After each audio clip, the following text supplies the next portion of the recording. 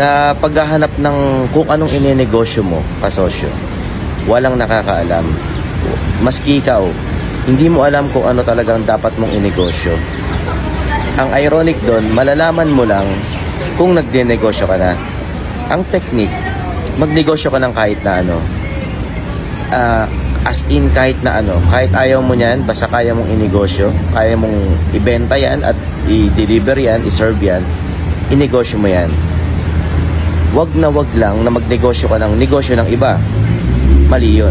Hindi ka matututo doon. Hindi mo mahanap ang sarili mo doon. Magnegosyo ka ng kahit na ano. Magbenta ka ng kahit na anong kaya mong ibenta. Mag-serve ka ng kahit na anong kaya mong i-serve.